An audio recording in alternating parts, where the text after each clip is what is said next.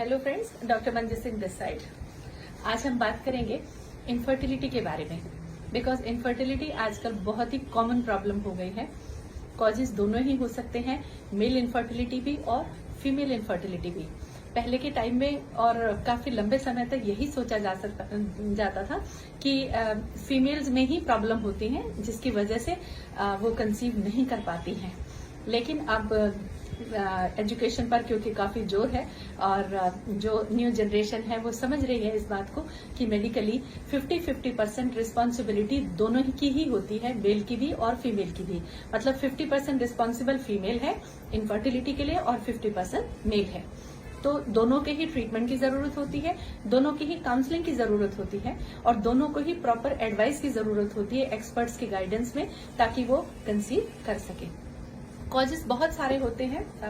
जो female infertility है उसमें जो मोस्ट कॉमन कॉजेज में आते हैं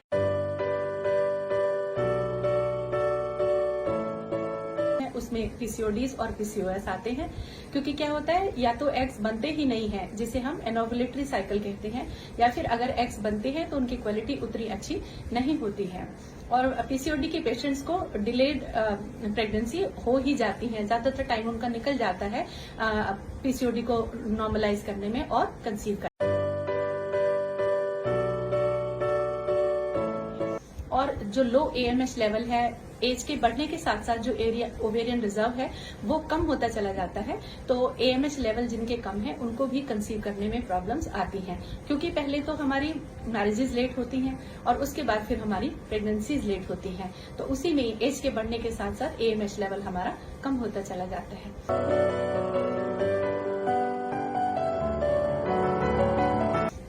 तीसरा जो है, जो ओबीज पेशेंट्स हैं, जो ओवरवेट पेशेंट्स हैं, उनको भी प्रॉब्लम्स आती हैं कंसीव करने में हार्मोनल इम्बैलेंस की वजह से। जिनके पीरियड्स इरेगुलर हैं उनको भी प्रॉब्लम्स आती है कंसीव करने में।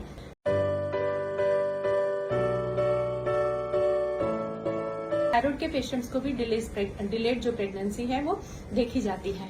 और एंजाइटी के जो इश्यूज हैं, डिप्रेशन के जो इश्यूज हैं, जिनकी जो मैरिड लाइफ है वो अच्छी नहीं चल रही है, जिनके बीच में अंडरस्टैंडिंग्स नहीं है, जिनको लॉस ऑफ लिबिडो है या सेक्स डिजायर की कमी है, उसकी वजह से भी प्रेगनेंसी जो है वो डिले होती है। और इसीलिए ज्यादा इनफर्टिलिटी सेंटर्स की जरूरत दिन ब दिन बढ़ती चली जा रही है।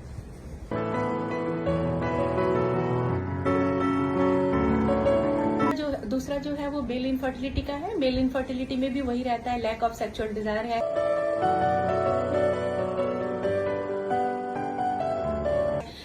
दूसरा ये है कि स्पर्म्स की क्वालिटी उतनी अच्छी नहीं है या स्पर्म्स उतने मोटाइल नहीं है, मोर देन 85% उनका मिलियन काउंट नहीं है, या फिर उनके डिफेक्ट्स हैं, हेड में डिफेक्ट्स हैं, टेल में डिफेक्ट्स हैं स्पर्म्स की, और नील स्पर्म्स भी कई रिपोर्ट्स में देखे जाते हैं।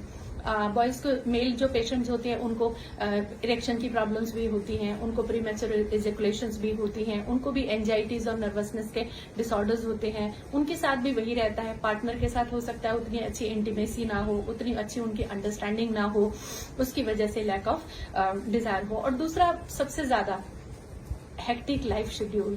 हमारे वर्किंग आवर्स इतने ज्यादा हो गए हैं कि हमें मतलब सेक्स लाइफ अब उतनी हेल्दी बच्चों की नहीं है जितनी पहले के टाइम में हुआ करती थी। तो कॉजेज चाहे कुछ भी हैं, चाहे मेल इनफर्टिलिटी के कॉजेज हैं, चाहे फीमेल इनफर्टिलिटी के कॉजेज हैं, हमें उनके बारे में बात करनी चाहिए, डॉक्टर्स के साथ कंसल्ट करना चाहिए, अपने प्रॉपर टेस्ट कराने चाहिए, अपने आपको काउंसलिंग की जरूरत है तो आपको काउंसलिंग करानी चाहिए, ताकि आप इजीली कंसीव कर पाए।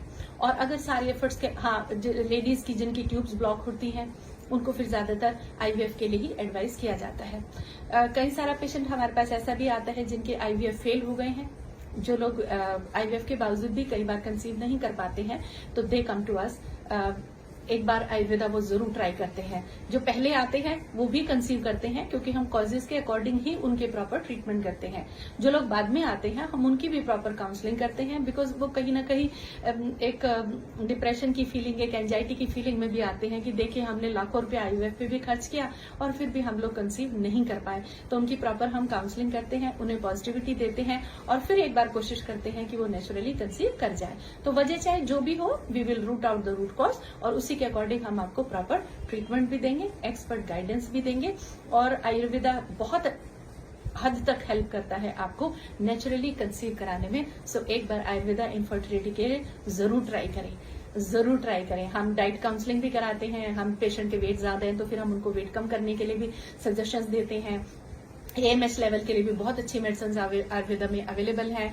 मेल इनफर्टिलिटी के लिए भी बहुत अच्छी मेडिसिन आती है। सो अब आयुर्वेदिक डॉक्टर्स के साथ कंसल्ट करें और अपनी प्रॉब्लम का हल निकालें।